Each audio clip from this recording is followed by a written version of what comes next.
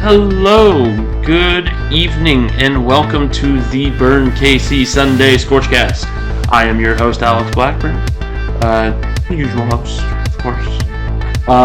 But we've got some stuff to talk about today in regards to KC sports. Not a ton going on.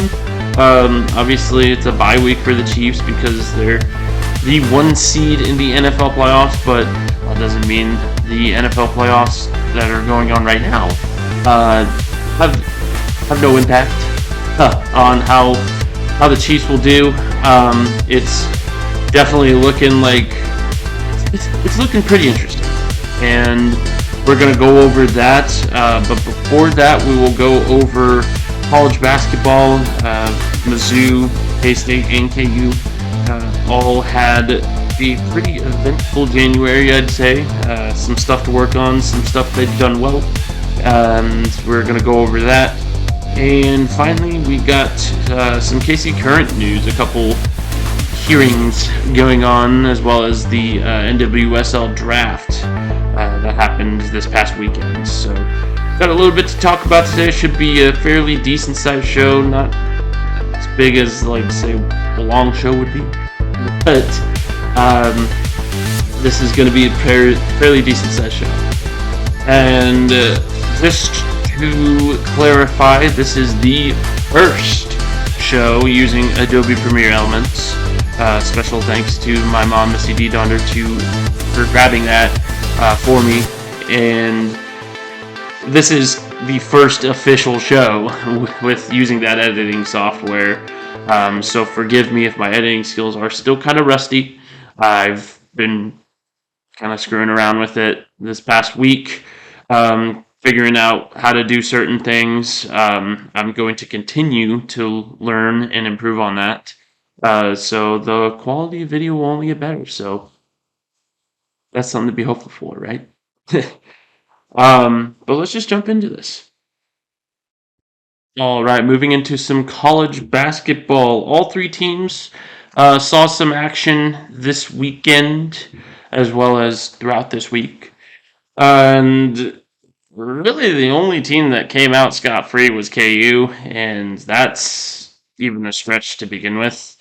It was kind of a rough week for local college basketball. So let's just kind of jump into it. Let's start with Mizzou here. Mizzou had some pretty bad losses against teams that could be easily beatable.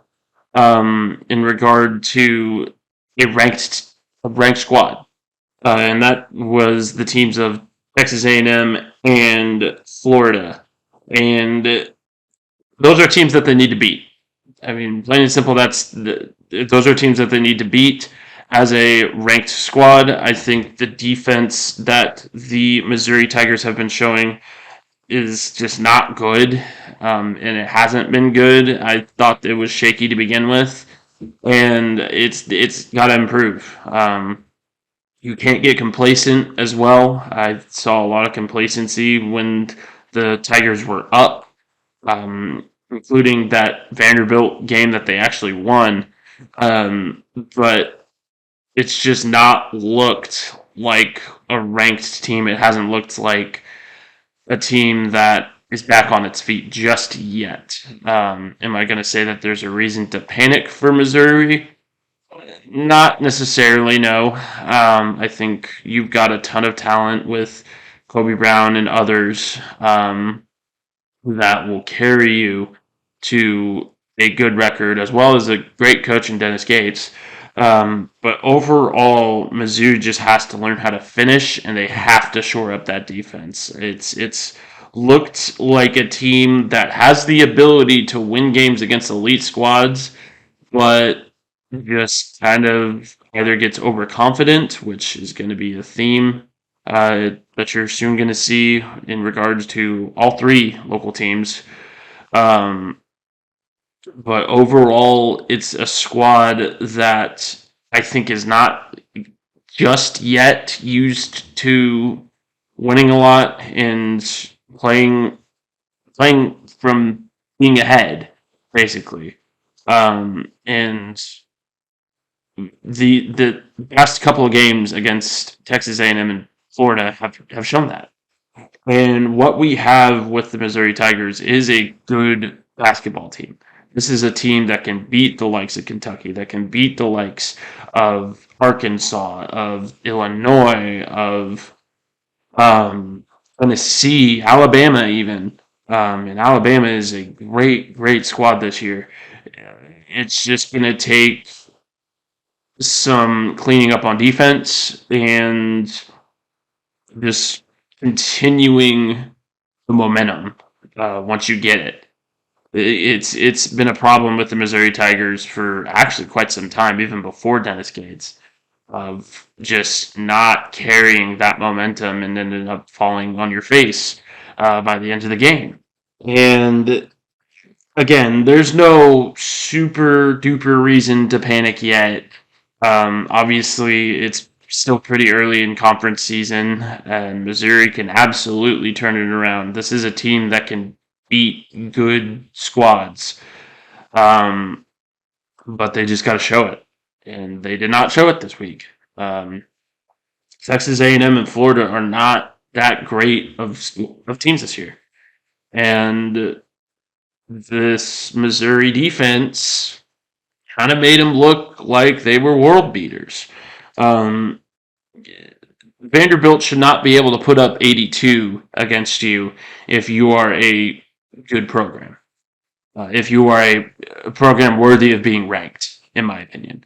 Yeah, Vanderbilt's all right. They're not anything to scoff at, but they're certainly not anything to brag about either. And when it comes to Texas A&M and Florida, you're talking about the lower echelon of SEC play, especially with Texas A&M. Texas A&M is not a good basketball school and never really has been. And to have those kinds of losses with a team that was building a lot of momentum after, especially after those wins against those ranked programs, is a little bit concerning. But I think Dennis Gates can absolutely turn it around. This is a reminder that this is a very young squad. This is a very inexperienced squad, and an experienced coach at this high a level. And you just got to give it time. I think we're seeing a Missouri team going through growing pains, and I think by next year, they're going to be really, really good as long as they can figure it out this season and get something going this season in terms of making the tournament. And yeah, just making the tournament, honestly, is probably goal numero uno right now for Dennis Gates and that squad. And you're not going to be making any tournament if you're losing to guys like, or losing to teams like Texas A&M and Florida. So plain and simple, shore up the defense, finish off your opponent.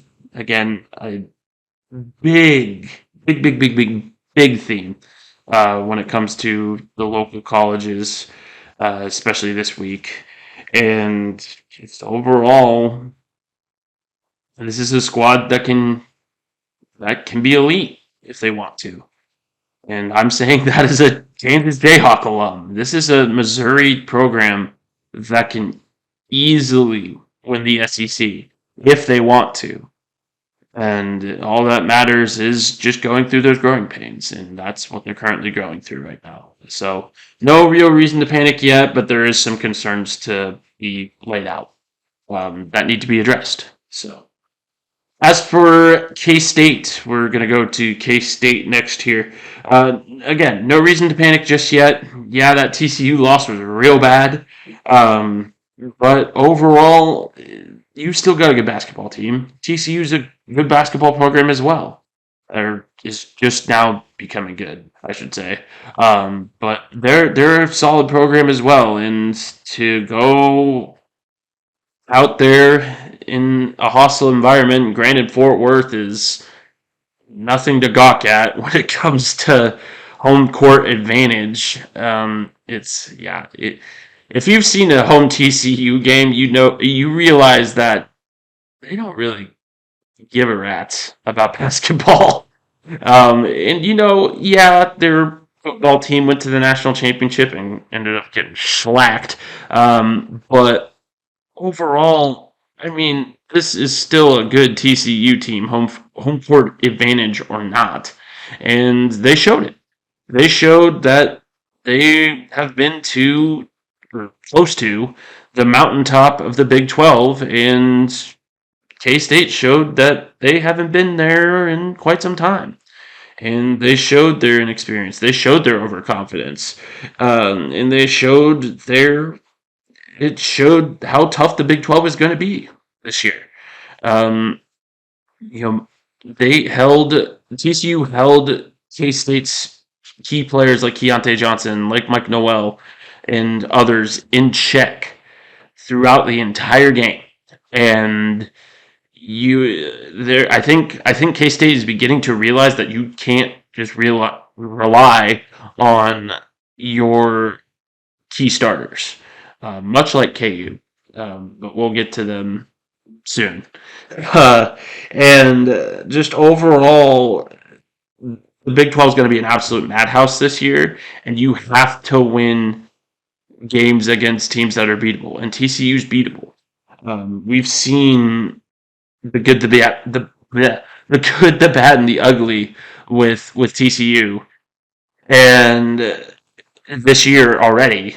And frankly speaking, K State should be able to win that game any day of the week, but they just came out flat. I mean, it happens. This is a 30-game season, or 34 maybe. I can't remember. It's in the 30s, early 30s.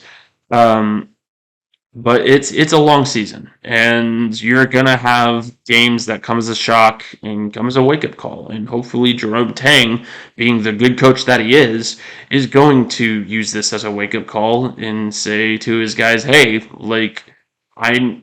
And we're gonna get into the Jerome Tang rumors now, but Jerome Tang knows that there's been rumors. This entire squad should know that there's been rumors about him possibly leaving. Um, but that's not the focus of this year. The focus of this year is getting Kansas State back to the tournament and back to their former glory. And I think Tang's done an excellent job of that so far. You're going to have your hiccups. You're going to have your moments of your come to Jesus moments, basically. And this TCU game was a come to Jesus moment for Kansas State. They have to realize that they can't go in overconfident. They can't go in like they did against West Virginia into a hostile environment and it just kind of expects it to be easy. West Virginia is a team that's reeling right now. They're dead last in the Big 12. Yeah, they were ranked by the time that K State played them, but I mean, they're reeling right now. They're probably going to come out in the lower echelon of the Big 12, and this TCU team is just not. This TCU team is probably going to finish in the upper echelon, and you have to be able to beat those upper echelon teams if you want to be considered a team that will go far in the tournament, and that means the Big 12 tournament, and that means March Madness. So it's definitely a come to Jesus moment. I mean, losing by 18 is never fun, but I think Jerome Tang is going to turn this program around. And just kind of speaking on the rumors of them possibly heading to Texas next year or headed elsewhere, I think it's a lot like the rumors of Leipold heading to Nebraska for KU football. I think they're completely unfounded. I don't see. I think let me kind of backtrack here. I think a lot of this Jerome Tang stuff is a lot of hearsay. It's a lot of reading stuff out of context. That interview where he's just going like we're focusing on this season, I think he truly means that. I think they are focused on this season because it's the exact same thing that Lance Leipold said when he was being rumored to go to Nebraska or Wisconsin even. I mean, there are rumors that are founded on hearsay and founded on not factual evidence. which yeah, is a lot of sport. Sport is a lot of, or sports media really is a lot of speculation and a lot of hot takes and all that. I've had some pretty hot takes myself. For example, I picked Iowa State basketball to finish in the lower echelon of the Big 12, and I don't think that's going to happen. But overall, treat it as rumors. If you're a K State fan that's hoping to not see Jerome Tang leave, which should be all of you, um, don't believe the rumors. Don't believe the hype that he's going to Texas. Texas is gonna find someone else. They're not gonna pick someone off from the Big 12. Well, let me backtrack a little bit on that one too. Texas is kind of a scummy program. You didn't hear that from me, but uh, I again don't believe the hype. I think it's completely unfounded. So, but what isn't unfounded is all three of these local schools have kind of had their come to Jesus moment at this point. Well, not really KU just yet. KU's had some really, really close calls, and I would hope that eventually they will turn those into statement wins where they are winning by 10 plus points rather than waiting until the last shot to win. But overall, I think all three of these schools had or are having overconfidence issues. And yeah, these are all three great schools. Obviously, KU is coming off the national championship.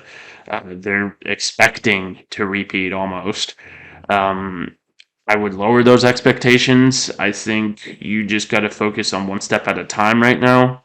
But as for K State and Mizzou, it's kind of, you go on these streaks, you ride these highs, and eventually you're gonna face a wall. And what they did was they faced a wall. Now you gotta break through that wall. Of and overall, Missouri and K State will continue to be good programs. I don't see K State falling out of the rankings just yet. I don't. Mizzou might fall out for a bit, but I expect them to be back. As long as they can turn around this slump. Uh, but overall, I think it's an issue of overconfidence, and I think it's an issue, at least for Missouri and K State, of teams that are not used to being elite programs and handling business, basically. And they'll get to that point. They will, especially if they keep their coaches. But overall, I think this week was definitely a come to Jesus moment for especially those two programs. As for KU, another close call. There's been way too many of them, honestly, especially on your own home court.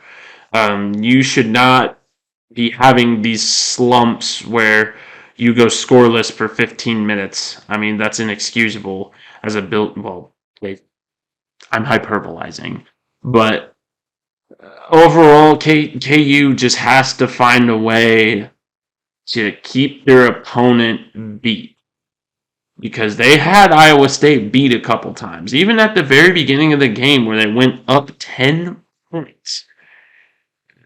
It's tough to see that Iowa State team. Well, it's really tough to see KU just go complacent, basically, and to just fall flat on their face and let their opponent, no matter how inferior they are, because I did this with Harvard too, mind you, let their opponent hang around.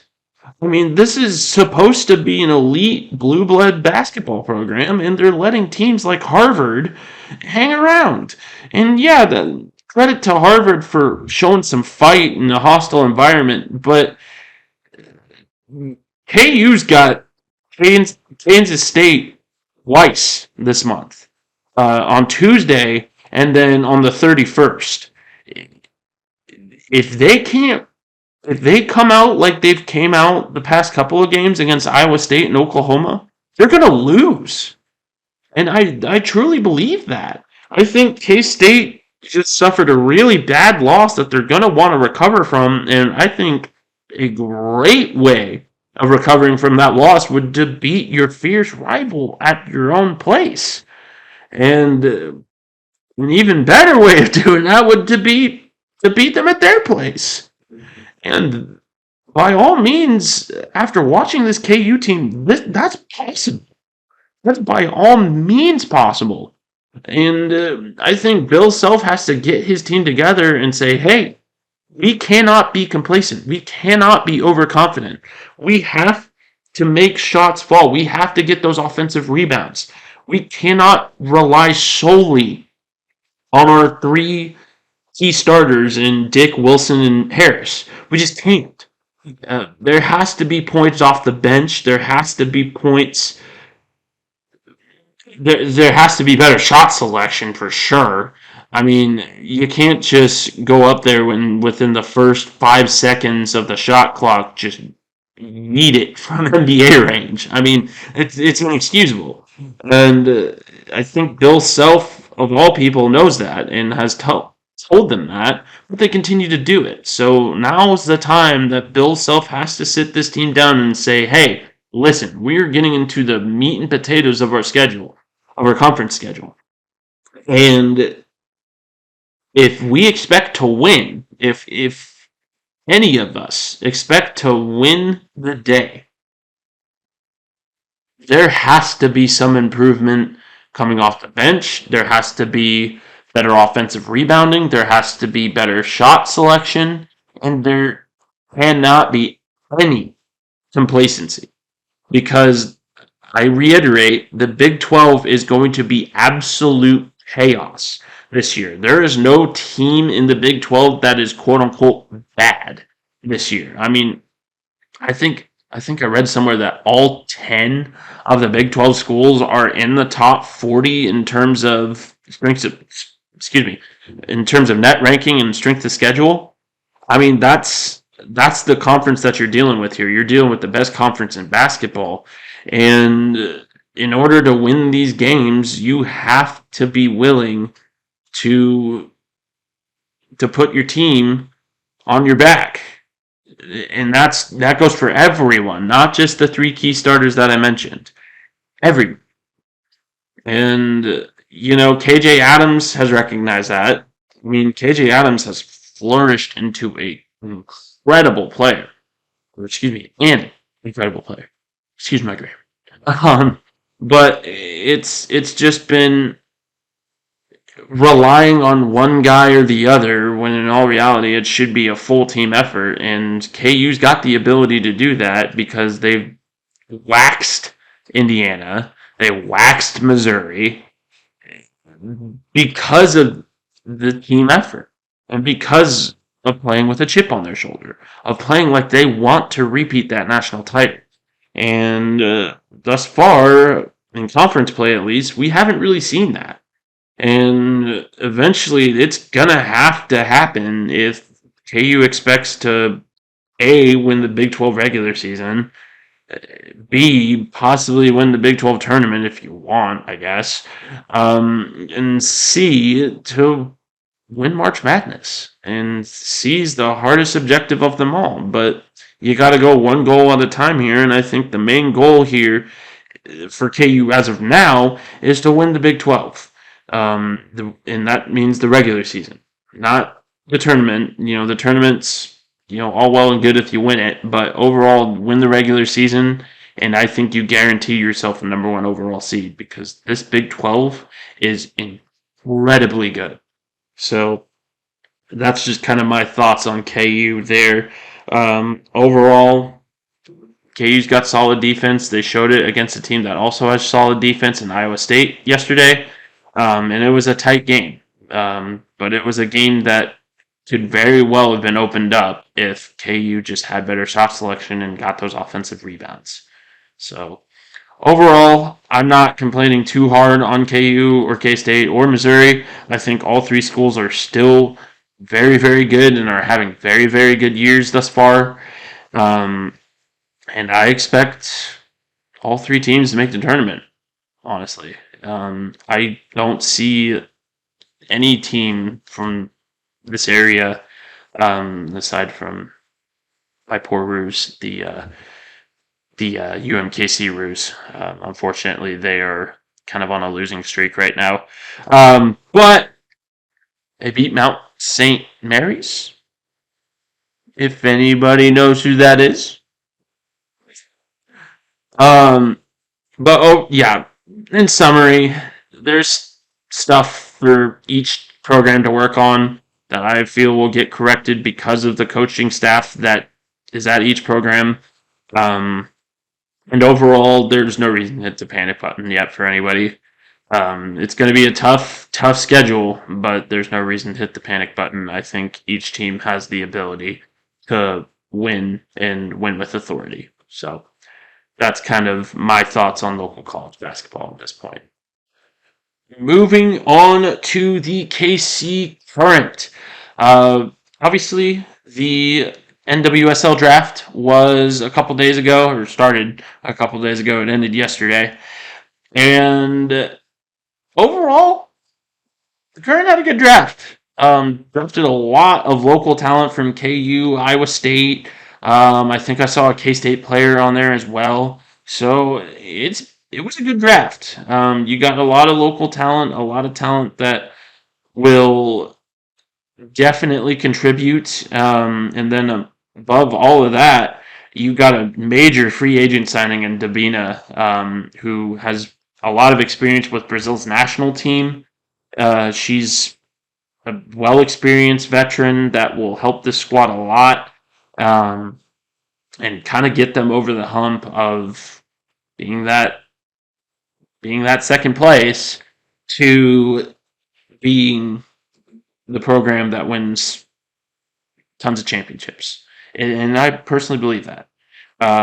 Overall, I think the Current are doing a miraculous job at team building, and coming off of a year where they were this close to winning an NWSL title.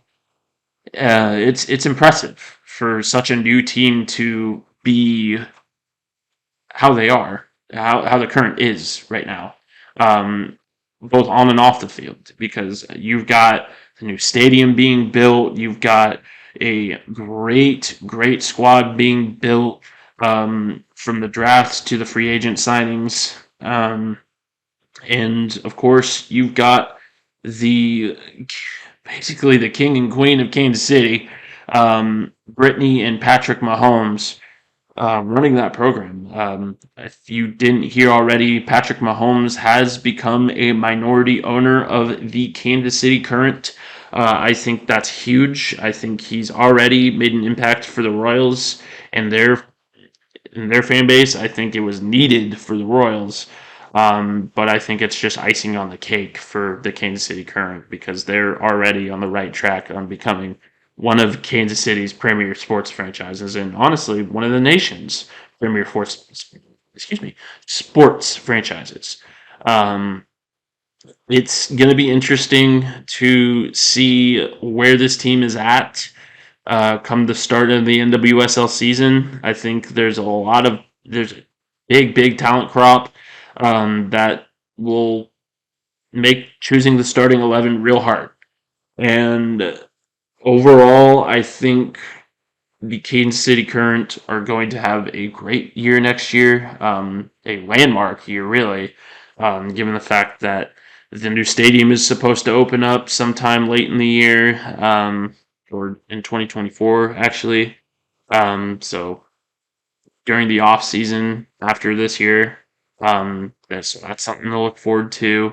I think over the next couple of years, you're going to see a huge growth in soccer. Um, I mean, obviously, you had Sporting Kansas City almost signed Ronaldo. And you look at Kansas City and you see the impact that soccer has, on this city and what it has meant for the other franchises in the city that maybe aren't soccer. It's brought a lot of attention to KC, including a World Cup. And I think it's incredibly important to support this Kansas City Current team in their efforts to grow both on and off the field. Uh, KC Current games are a great time, too. And I think having that support will only make this team better than it already is. I think they're going to be very, very good next year, and I think they're going to be very, very good the year after. And looking at the draft, they're drafting from local talent. I mean, it's women from KU, from Iowa State, from Kansas State, um, and just all across, yeah, across the nation. But a lot of those picks were centralized because they know how good of soccer we have here, and overall, the growth of the Kansas City Current is great for growth of soccer around here and growth of sports around here. So credit to those ladies. Credit to Brittany Mahomes for being this incredible owner, honestly. I mean, she's done wonders and deserves a lot of respect. Um, obviously, she caught a lot of flack the past couple of years for being annoying and everything like that. I think it's a load of crap, honestly. I think she deserves a lot of respect as a business owner, as a wife and mother, and as the wife to arguably one of the greatest quarterbacks of all time. And that it's tough to not necessarily live in the shadow of that, but to make a name for yourself while your husband is making a name for himself. And Brittany Mahomes has certainly done that. She's absolutely made a name for herself, not only around here, but in the NWSL and around the nation. Um, I think she's improved her public image a ton too with everything else she's done. And overall, I think she is a true blessing for Kansas City. So special congratulations to Brittany Mahomes. Um, and to Patrick too for becoming a minority owner. Gosh, if only I had that much money, right? To be invested in two sports franchises monetarily, that would be kind of cool. But alas, I am but a lowly grad student. So, but congrats to the KC Current on a great draft. I'm super super looking forward to next season. So it'll be fun. And moving on to our final topic of the evening, the Kansas City Chiefs. Yes, they have a bye week this week. Um, that does not mean that the games that are being played right now currently are not all important. Gosh, I wish the Bills lost. But unfortunately, Ford Osage product and Kansas State product, Skylar Thompson could not get it done. I think it was more the fault of the coaching above anything else. But unfortunately, it is what it is. Bills move on to the next round, and that could spell trouble for the Chiefs if they are to move to the AFC Championship game. Luckily, neither the Bills nor the Bengals are on the docket next. It's either going to be the Jaguars or the Ravens for the Chiefs. Um, if the Ravens can beat the Bengals, they will face the Chiefs. If the Bengals beat the Ravens this evening, then it will be Bengals and Bills for the AFC or that AFC divisional round. And as for us, it would be Chiefs and Jaguars, which Chiefs have handled the Jaguars in the past. This is a very different Jaguars team than what the Chiefs faced a couple months ago. This is a Jaguars team that is hitting their stride and that is winning games. Yeah, the Chargers are gonna charger, and they chargered as hard as they've ever chargered before last night. But this is still a Jacksonville Jaguars team that should not be taken lightly. This is not just a stepping stone. This is a challenge. for the Kansas City Chiefs. They cannot let this Jaguars team hang around. They cannot let this Jaguars team get back into the game after the Chiefs, for some reason, get complacent or something. They need to beat this Jaguars team. They need to make a statement and carry that momentum into the AFC Championship game. And the Chiefs have all the ability to do it. I think the Chiefs really made a statement with their win over the Raiders. And to have 2 weeks to prepare um, for the Jaguars or a Ravens team that is hurting pretty bad right now, I would be super, super surprised if the Ravens end up beating the Bengals. Obviously, stranger things have happened, but this is a Ravens team that is without Lamar Jackson, and it's not looking good because Tyler Huntley, I he can't beat the Bengals. He can't. Watch him beat the Bengals now that I've said that.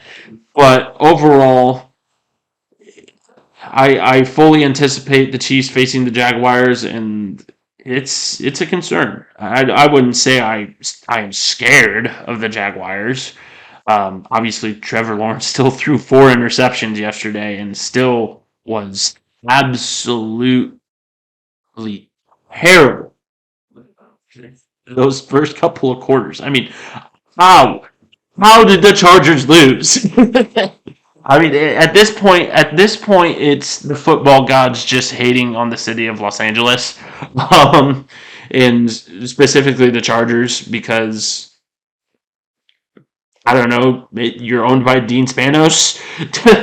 But even before that, in the Fouts era, even they weren't that great. So like, I don't know what the deal with the Chargers is, but honestly, I don't mind seeing them lose. It's kind of funny, honestly, and I think Brandon Staley is gone after this year because Justin Herbert is being treated like Chad Pennington right now and is throwing checkdowns when he should be throwing bombs. I definitely just gave a division rival a tip there. Maybe hire an offensive-minded coach for your next hire. Just the thought.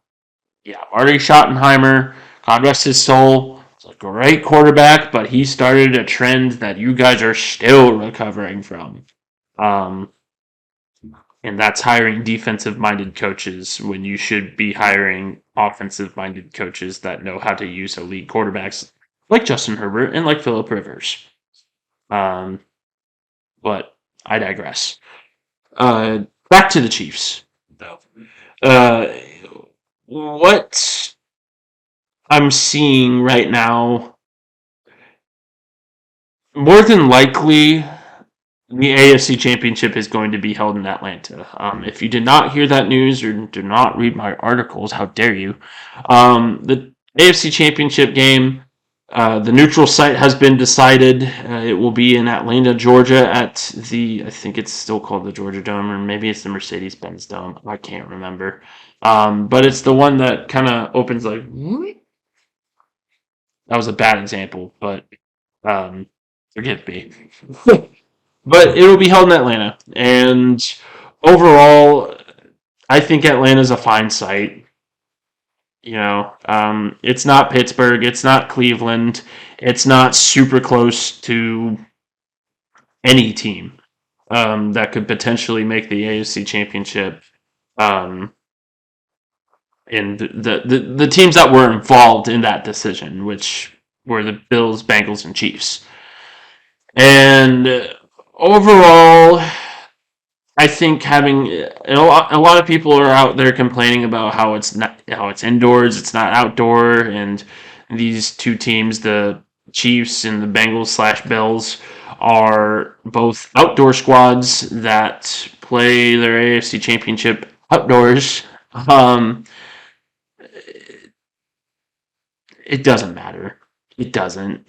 That's all for the spirit of football. That's all for the rah rah shish boom ba of the spirit of the game, which matters. But overall, let's. If I'm a Chiefs fan, I'm not complaining, especially because if you read my article, um, you would see that Patrick Mahomes has had a lot more games Indoors, it's definitely beneficial that two of the four teams in the AFC West play indoors, and has a 79% winning percentage indoors, compared to Josh Allen's 64 and Joe Burrow's 50. And mind you, those two guys have played less indoor games than Patrick Mahomes has. So I think the indoors plays an advantage to the Chiefs. Um, and overall, Atlanta's a fine sight. I don't see any possible ramifications of it being held in Atlanta. I think the Chiefs have every shot to win. Well, they took away our home field advantage. It didn't work against the Bengals last year. um, but obviously, Arrowhead is important, and it would have been nice. But there's still a ton of Chiefs fans in Atlanta. I don't know if you've ever watched a Chiefs Falcons game. There's a lot of Chiefs red in that stadium, every time we play the Falcons. So I personally am not worried, but the Chiefs have to get to that game first, before anything else. So overall, kind of a it's kind of again a one step at a time deal, like I was talking about earlier with my college basketball. Um, with my college basketball stories, it's kind of a one step at a time deal. Win the divisional game first, and then we can worry about the championship. And winning that divisional game means the secondary cannot be a liability, and they cannot fall apart like the Chiefs or like the Chargers did. Um, the offense still needs to have production and still needs to continue to score, on what is a just okay Jags defense. I mean, yeah, they showed up, um, against the Chargers in that second half, but overall, Brandon Staley was the guy that lost in that game. Head coach of the Chargers. I mean, that's completely inexcusable, giving up a 27-point lead, and especially in the playoffs. I can fully see him getting fired, and if he's not, it's just going to be another notch in the Chargers' long list of disappointments. And you know what? Exactly. You're a Chiefs fan. You're not a Chargers fan. Enjoy it. Let people enjoy it. I'm enjoying it. So why aren't you complaining about Atlanta over here when we haven't even made it to the AFC Championship game? But overall, the playoffs are the playoffs. Anything can happen. But so long as the Chiefs play their best game and everybody's in playoff form, which I believe with 2 weeks to prepare and how the Chiefs performed against the Raiders, that should be no question that is should be the standard, across the board. I think the Chiefs have every opportunity to make the Super Bowl and win it. I think the NFC is not as good as everyone says they are. I think the AFC is absolutely the power conference this year, but that means getting past those power conference teams. But I think if you can get past the Bills and or really the Bengals, then yeah, I think the Chiefs are a shoo-in for the Super Bowl. But that means getting past those teams first, which if you saw in the regular season, which not like it matters, um, come playoff time. But if you saw in the regular season, you'd realize that that's easier said than done. Um, but again, one step at a time. Got to beat the Jaguars first. So, anyways, that's our show for tonight. I hope you enjoyed this edited version of. Give me some feedback on what I could do better, what I could do worse, I guess, maybe. I don't know. But just give me some feedback. Leave a comment down below as to how I could improve this or what different things I could do. I'm still learning about Adobe Premiere. If you are an editing guru or anything like that, you're really good at Adobe Premiere, please let me know. I'd love to hear from you. But little old me has just started using this. I only started using it about a week ago, so forgive me if this looks It's too sloppy. I'm gonna turn my nose up at you because you only have a week's worth of editing experience that you're trying to edit. Go away. Don't actually. I appreciate your patronage. Uh, just please be gentle. But that's our show. Thank you for joining me. Thank you for watching, for reading, for indulging in this passion project. I appreciate you so much. I will have more news coming out in terms of Spotify, in terms of SoundCloud, in terms of all that other fun stuff, and possibly another charity event going on. I didn't get one done for Christmas, so I'm kind of kicking myself on that one, but unfortunately, just planes fell through. I got too busy.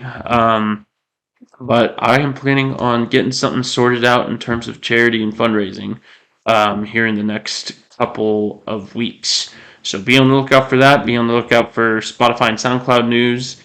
And I hope you have a great night. This has been the Burn KC and Alex Blackburn signing off.